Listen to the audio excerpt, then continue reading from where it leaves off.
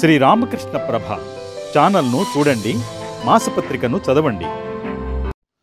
ఓం స్థాపకాయ చ ధర్మస్య సర్వధర్మస్వరూపిణే అవతార వరిష్ఠాయ రామకృష్ణాయ తే నమః. అందరికీ నమస్కారం. శ్రీ రామకృష్ణ కథామృతం. రామకృష్ణుల వారు భావపారవశ్యంలో ఉన్నారు. జగన్మాతతో మాట్లాడుతున్నారు. అమ్మా, అతనికి ఒక కణం మాత్రం ఎందుకు ఇచ్చావు? కాసేపు తర్వాత మళ్ళా అంటారు, అమ్మా, అర్థం చేసుకున్నాను, కణం మాత్రమే అతడికి చాలు, దానితోనే అతడు నీ కార్యాలు సాధిస్తాడు, జనులకు బోధిస్తాడు. ఇక్కడ రామకృష్ణుల వారు ఎవరి గురించి చెప్తున్నారు అన్నది మనకు తెలియకపోవచ్చు. వారి శిష్యుల్లో ఎవరి గురించి ఈ విధంగా చెప్తున్నారని. అయితే మనం ఒకటి అర్థం చేసుకోవాలి, రామకృష్ణుల వారికి భవిష్యత్ ఈ విధంగా ప్రత్యక్షంగా వారికి కనిపిస్తూ ఉండేదన్నమాట. ఎవరు ఎటువంటి జగన్మాత కార్యం చేయబోతున్నారు, ఇవన్నీ కూడా ముందే రామకృష్ణుల వారికి అవగాహన ఉండేది.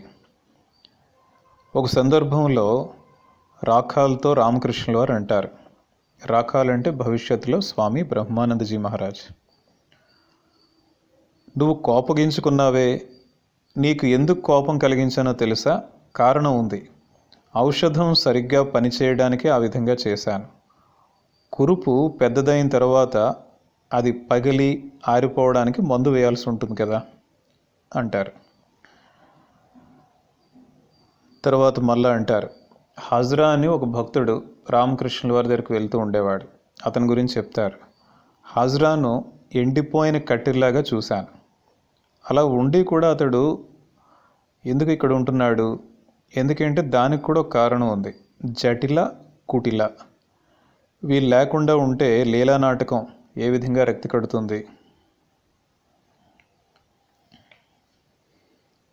కాబట్టి వారు ఉంటేనే ఈ లీలా నాటకం రక్తి కడుతుంది. అందుకే హాజరా ఇక్కడ ఉన్నాడు అని చెప్తారన్నమాట. తర్వాత రామకృష్ణుల వారు జగద్ధాత్రి రూపం గురించి, దానిలో ఉన్న అర్థం ఏంటో చెప్తున్నారు. జగద్ధాత్రి రూపం, జగద్ధాత్రి అమ్మవారు వారి ఫోటో లేదంటే విగ్రహం మనం చూసినట్లయితే వారి వాహనం సింహం. సింహం పైన కాలు మీద కాలు వేసుకొని కూర్చుంటారు. ఆ సింహం ఒక ఏనుగును నియంత్రిస్తూ ఉంటుందన్నమాట.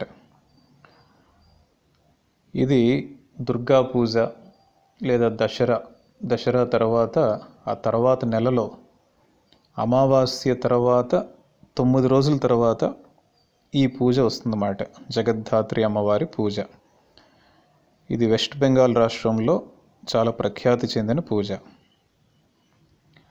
రామకృష్ణ మఠం కేంద్రాల్లో కూడా కొన్ని చోట్ల ఈ పూజను ఎంతో వైభవంగా జరుపుతారు. ఇప్పుడు ఈ జగద్ధాత్రి అమ్మవారి గురించి చెప్తున్నారన్నమాట. ఆ రూపం ఎందుకు ఆ విధంగా ఉంటుందో అంతా చెప్తున్నారు రామకృష్ణుల వారు. జగద్ధాత్రి రూపం అర్థం ఏంటో తెలుసా? జగత్తును ధారణ చేసింది అని అర్థం. ఆమె ధారణ చేయకుండా ఉంటే, ఆమె పాలించకుండా ఉంటే జగత్తు క్రింద పడిపోయి ఉండేది, నాశనం అయిపోయేది. అదేవిధంగా మనస్సు అనే ఏనుగును ఎవరు నియంత్రించగలరో వారి హృదయంలో జగద్ధాత్రి విరాజిల్లుతుంది.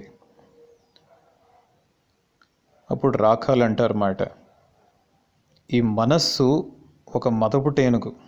రామకృష్ణుల వారు మళ్ళా అంటారు, అవును, అందుకే మరి సింహవాహిని దేవి వాహనమైన సింహం ఏనుగును నియంత్రించి ఉంచింది. కాబట్టి దానిలో ఉన్న అర్థం అది. కలకత్తాలో బేల్ఘరి అనే ఒక ప్రాంతం ఉంది. అక్కడి నుండి గోవింద ముఖర్జీ అతని మిత్రులు వారు వచ్చి రామకృష్ణుల వారికి ప్రణామాలు చేసుకొని కూర్చుంటారు.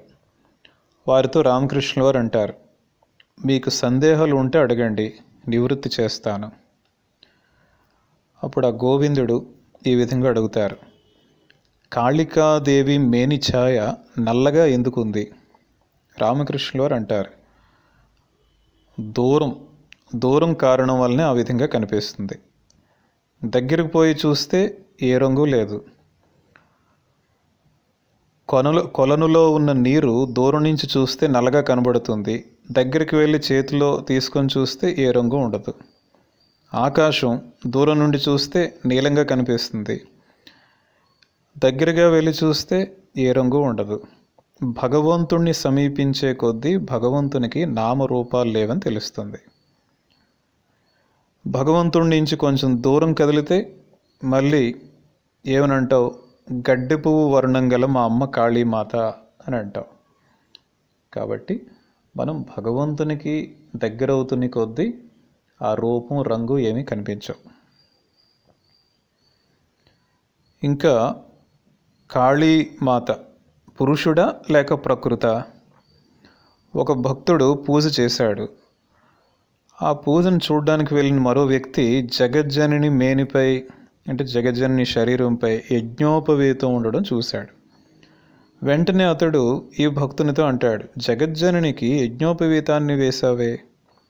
అప్పుడు ఆ భక్తుడు అంటాడు, సోదరా, నువ్వు జగజ్జననిని అవగాహన చేసుకున్నట్లు తెలుస్తుంది, అయితే ఆమె పురుషుడా లేక ప్రకృత అని నేను ఇంకా తెలుసుకోలేకపోయాను, అందుచేతే యజ్ఞోపవీతాన్ని అలంకరించాను అంటాడు మాట.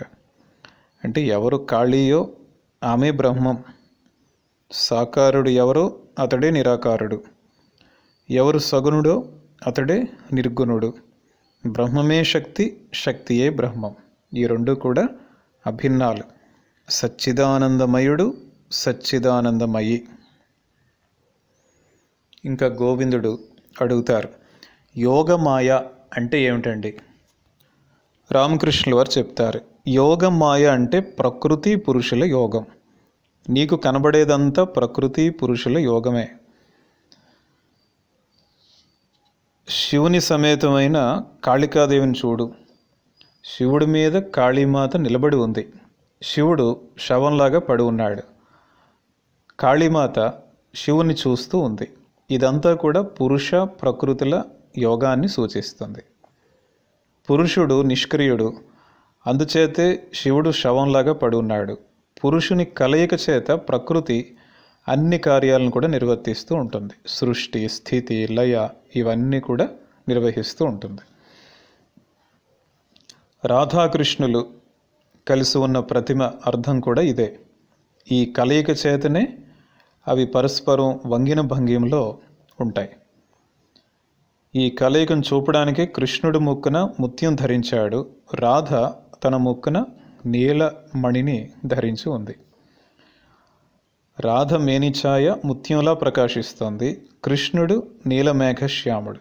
అందుకే రాధ నీలమణిని, అదేవిధంగా శ్రీకృష్ణుడు పీతాంబరాన్ని, రాధ నీలాంబరాన్ని ధరించున్నారు. అందరికీ నమస్కారం.